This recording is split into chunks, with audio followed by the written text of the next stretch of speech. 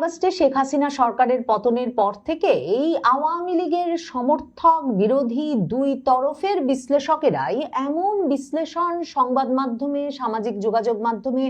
বারবার হাজির করছেন যে আওয়ামী লীগকে নিশ্চিতভাবেই পুনর্গঠিত হতে হবে এবং আওয়ামী লীগের যে পুরনো নেতারা, আওয়ামী লীগ এবং এর অঙ্গ সংগঠন ছাত্রলীগ, যুবলীগ সহ সকল সংগঠনগুলোর যে পুরনো নেতারা, তাদের সঙ্গে তৃণমূলের নেতা কর্মীদের কোনো যোগাযোগ নাই। তারা 2024-এর 5ই আগস্টের পর থেকে যোগাযোগ স্থাপনে একেবারে ব্যর্থ হয়েছেন এবং এ কারণে জেল, জুলুম, অত্যাচারের শিকার তৃণমূলের নেতাকর্মীরা একেবারে হয়রান হয়ে উঠেছেন এবং তারা কিছুতেই দলীয় কোনো কার্যক্রমে আগ্রহী হচ্ছেন না। অথচ এই 2 বছরের মতো সময় ধরে ব্যাপক জেল, জুলুম, অত্যাচার, মানে ঘরবাড়িতে আগুন দেওয়া, লুটপাট থেকে শুরু করে সব রকম অত্যাচার হওয়ার পরেও দেখা যাচ্ছে আওয়ামী লীগ এবং তার অঙ্গ সংগঠনের নেতাকর্মীরা এখনো যে শুধু বাংলাদেশের বিভিন্ন জায়গায় ঝটিকা মিছিল বের করছেন তাই নয়, মানে এই যে দল পুনর্গঠন, দলকে নতুন করে গঠন করা, সেসবের যে কথা চলছিল, বাংলাদেশ ছাত্রলীগ গত কয়েক সপ্তাহে অন্তত সারা দেশের জেলা, উপজেলা মিলিয়ে এবং বিভিন্ন শিক্ষা প্রতিষ্ঠান মিলিয়ে অন্তত 50টি নতুন ইউনিটের কমিটি ঘোষণা করেছে। মানে বিস্ময়কর বিষয় হচ্ছে যে যদি দলের নেতাকর্মীদের সঙ্গে কোনো যোগাযোগই না থাকে, ছাত্রলীগের যে পুরনো কমিটি, যে কেন্দ্রীয় কমিটি, তার নেতাদের সঙ্গে যদি তৃণমূলের নেতাদের কোনো যোগই না থাকে, তাহলে এই নতুন কমিটিগুলো একেবারে নাম ঠিকানা দিয়ে কি করে ঘোষিত হতে পারছে? এবং ছাত্রলীগ সভাপতি, সাধারণ সম্পাদক সাদ্দাম হোসেন শেখ ইনান তাদের স্বাক্ষরে 23 বঙ্গবন্ধু অ্যাভিনিউ বাংলাদেশ ছাত্রলীগের এই প্যাডে রীতিমতো নামের তালিকা ঘোষণা করা হচ্ছে একের পর এক। তার মানে একদিকে যেমন এই যে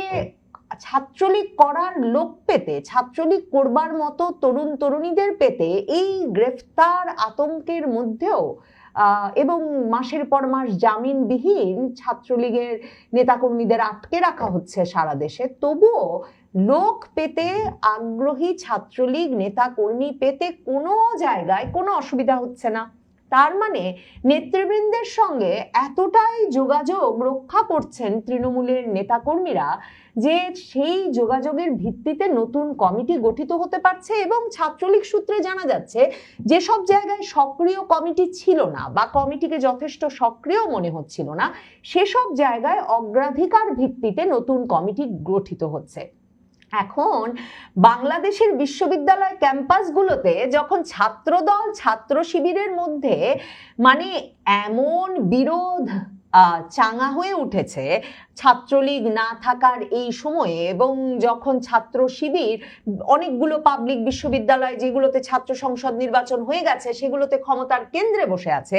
এবং 5ই আগস্টের পর প্রায় সব পাবলিক বিশ্ববিদ্যালয়ের ক্যাম্পাস ছাত্র শিবিরের দখলে চলে গেছে, এখন পর্যন্ত ছাত্র দল সেসব ক্যাম্পাসে ঢুকতে পারে নাই, হল কমিটি তো ঘোষণা করতেই পারে নাই। শিবিরের সাধারণ ছাত্রছাত্রীদের ব্যানারে করা আন্দোলনের সুবাদে, যেই আন্দোলনে তাদের একমাত্র দাবি যে বিশ্ববিদ্যালয়ের ছাত্রছাত্রীরা নাকি আর ছাত্র রাজনীতি চায় না, কাজেই শিবির হলে থাকতে পারছে কিন্তু ছাত্রদল হলে থাকতে পারছে না। এই অবস্থায় ছাত্রদল, ছাত্র শিবিরের মধ্যকার যে ওই যে গুপ্ত রাজনীতি নিয়ে এক রকমের বিবাদ, দ্বন্দ্ব কোন পর্যায়ে গেছে যে ঢাকা বিশ্ববিদ্যালয়ে ছাত্রদল রীতিমতো একটা প্রামাণ্য চিত্র প্রদর্শনী করেছে এবং তারা উপাচার্যের কাছে এসব প্রমাণাদি নিয়ে হাজির হয়েছে, যেখানে তারা বলেছেন যে বিগত আওয়ামী লীগ সরকারের সময় ছাত্রলীগ সেজে ইসলামী ছাত্র শিবির ঢাকা বিশ্ববিদ্যালয়ের হলগুলোতে শিক্ষার্থী নিপীড়ন করেছে এবং তারা অভিযোগ করেছে সংগঠনটির ঢাকা বিশ্ববিদ্যালয় শাখার দাবি ছাত্রদলের যে নিপীড়নের ঘটনায় ছাত্র শিবিরের বিভিন্ন পর্যায়ের নেতাকর্মীদের সম্পৃক্ত থাকার বিষয়ে বিষয়ে অভিযোগ পেয়েছে তারা, এবং সেসব অভিযোগের প্রমাণাদি নিয়ে ঢাকা বিশ্ববিদ্যালয় শাখা ছাত্রদলের সভাপতি গণেশচন্দ্র সাহস, সাধারণ সম্পাদক নাহিদুজ্জামান শিপন সহ নেতৃবৃন্দ ঢাকা বিশ্ববিদ্যালয়ের উপাচার্য অধ্যাপক ABM ওবায়দুল ইসলামকে গিয়ে স্মারকলিপি দিয়ে এসেছেন। মানে তাহলে ভাবেন, যেই আবরার ফাহাদ বুয়েটে ছাত্রলীগের নিপীড়নের শিকার হয়ে নিহত হয়েছেন, বিএনপির বর্তমানে সংসদ সদস্য নির্বাচিত নেত্রী নীলুফার চৌধুরী মনি তো ইউনূস আমলেই টেলিভিশন টক শোতে বসে বলে এসেছিলেন যে এই ঘটনা ঘটিয়েছিল তখনকার ছাত্র শিবিরের সদস্যরা, এবং কিছুদিন আগেও ছাত্র শিবির আর ছাত্র দলের মধ্যে শাহবাগে এমন মারামারি লেগে গেল শাহবাগ থানার সামনে যে পরে গিয়ে কেন্দ্রীয় নেতৃবৃন্দকে সেই মারামারি থামাতে হয়েছে। এখন এই অবস্থায় ছাত্রলীগ কমিটির পর কমিটি ঘোষণা করছে, কিন্তু তারেক রহমানের সরকার যে তার ছাত্রদল দেশের ক্যাম্পাসগুলোতে ঢুকতে না পারলেও ছাত্রলীগ যাতে সক্রিয় হতে না পারেন সে বিষয়ে সর্বশক্তি প্রয়োগ করবেন সেটাও এখন নিশ্চিত। কারণ বিভিন্ন জায়গা থেকে যে আওয়ামী লীগ নেতৃবৃন্দ, আওয়ামী লীগের নেতা কর্মী সমর্থক পর্যন্ত সন্দেহে ব্যক্তিবর্গকে গ্রেফতার করা হচ্ছে, ছাত্রলীগের নেতা কর্মী সমর্থক সন্দেহে গ্রেফতার অব্যাহত আছে, তাই নয়, এখন তারেক রহমান সরকারের আমলে এসে রীতিমতো গোপন বৈঠক থেকে নিষিদ্ধ ছাত্রলীগের 14 সদস্যকে গ্রেফতারের ঘটনা ঘটেছে। চট্টগ্রামের হালি শহরে নয়াবাজার বিশ্ব রোড এলাকার একটা রেস্টুরেন্ট থেকে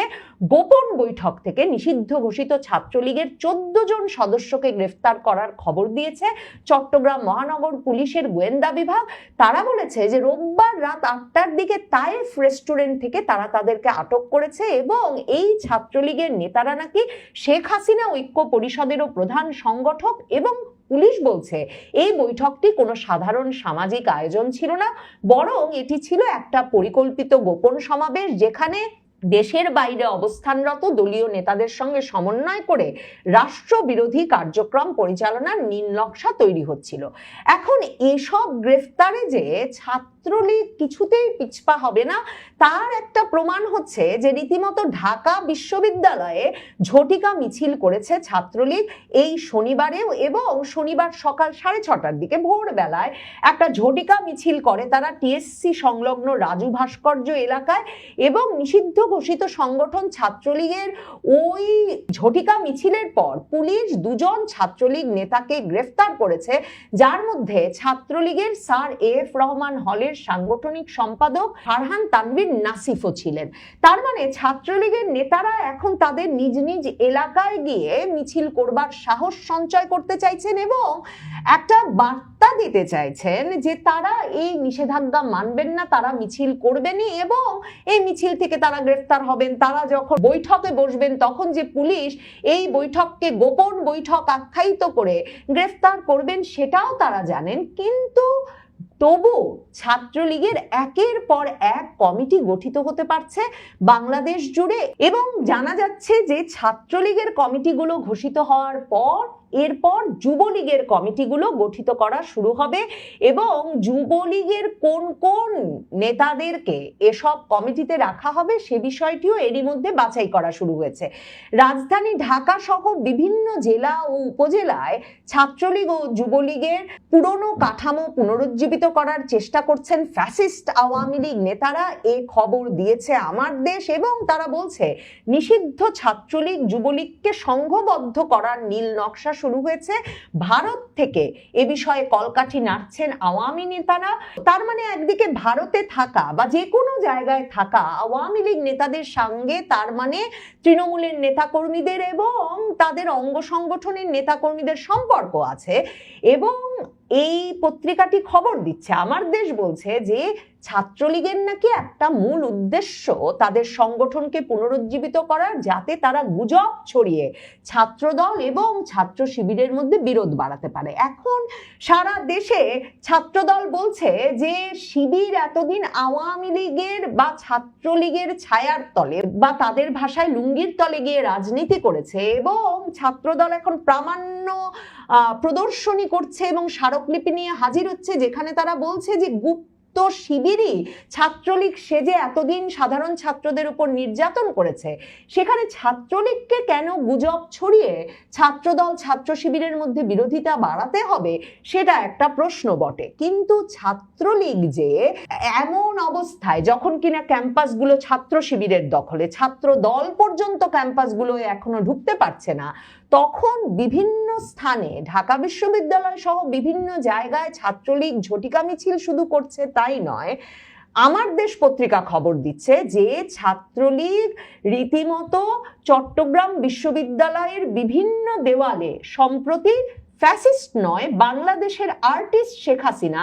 এমন স্লোগান সম্বলিত পোস্টার লাগিয়ে দিয়েছিল। তো আমার দেশ লিখছে যে পরের সচেতন শিক্ষার্থীরা ওসব পোস্টার দেখে ছিঁড়ে ফেলে ঘৃণার বহিঃপ্রকাশ ঘটিয়েছেন। কিন্তু আপনাদের মনে থাকবে যে ধরেন রাজশাহী বিশ্ববিদ্যালয়ে তো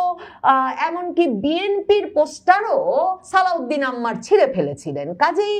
এ অবস্থায় চট্টগ্রাম বিশ্ববিদ্যালয় ক্যাম্পাস, যে ক্যাম্পাসেও চাকসু নির্বাচনী শিবিরের প্যানেল একচ্ছত্র আধিপত্যে বিজয়ী হয়েছে, সেখানে ছাত্রলীগ ঢুকে শেখ হাসিনাই বাংলাদেশের আর্টিস্ট এবং তিনি ফ্যাসিস্ট নন এমন স্লোগান দেওয়া পোস্টার লাগিয়ে আসতে পারছেন, তাতে বুঝতে বাকি থাকে না যে ক্যাম্পাসের ভেতরে এখনো প্রচুর ছাত্রলীগের সমর্থক রয়েছেন এবং এমন সাহসী কর্মীরা রয়েছেন সব ক্যাম্পাসে, যারা আসলে অপেক্ষা করছেন যে কখন তাদের উপর থেকে রাজনৈতিক নিষেধাজ্ঞা উঠে যাবে, বা রাজনৈতিক নিষেধাজ্ঞা না উঠলেও তারা রাজনৈতিক কর্মকাণ্ড পরিচালনা করবার সাহস নিয়ে ক্যাম্পাসগুলোতে অপেক্ষা করছেন।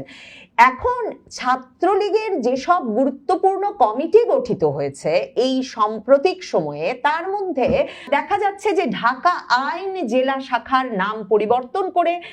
সম্মিলিত আইন জেলা শাখা গঠন করা হয়েছে। সেখানে সভাপতি করা হয়েছে আব্দুর রাজ্জাক, সাধারণ সম্পাদক করা হয়েছে রাতিন মিয়াকে।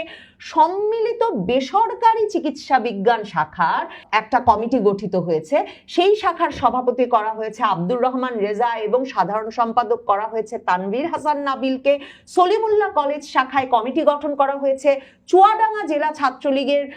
কমিটি গঠন করে সেখানে সভাপতি হিসেবে জাকির হোসেন জ্যাকি এবং সাধারণ সম্পাদক হিসেবে সালেম মোহাম্মদ শোয়েব রিগানের নাম ঘোষণা করা হয়েছে। এবং এই যে কমিটির নামগুলো, এই নামধাম পরিচয় সহ কমিটিগুলোর ঘোষণা করে যে তালিকা, সেটা কিন্তু সামাজিক যোগাযোগ মাধ্যমে প্রকাশ্যে ঘটছে। ময়মনসিংহের ত্রিশাল উপজেলা কমিটিও কিন্তু গঠিত হয়েছে। রাশেদুল হাসান রাশেদকে সভাপতি এবং রাজীব মিয়া রাজুকে সেখানে সভাপতি করা হয়েছে, সাধারণ সম্পাদক করা হয়েছে। জেলা সভাপতি আল আমিন এবং সাধারণ সম্পাদক হুমায়ুন কবির এই উপজেলা কমিটির তালিকা ঘোষণার সময় স্বাক্ষর করেছেন। তার মানে আওয়ামী লীগের পুরো তৃণমূল ছত্রভঙ্গ হয়ে গেছে। জেলা কমিটি নাই, উপজেলা কমিটি নাই, সব ওখানে বসে সাদ্দাম আর ইনান করছেন। ব্যাপারটা এমনও নয়, ব্যাপারটা এখনো এমন যে জেলা কমিটির যারা প্রধান তারা মিলে আবার উপজেলা কমিটি গঠন করছেন এবং যার যার কমিটি গঠনে তারাই স্বাক্ষর দিচ্ছেন। কাজে এই বিষয়গুলো খেয়াল করলে আওয়ামী লীগকে এখনো ছত্রভঙ্গ মনে হচ্ছে না। আওয়ামী লীগ ছাত্রলীগ করতে সেই দলের কর্মী হিসেবে নাম প্রকাশে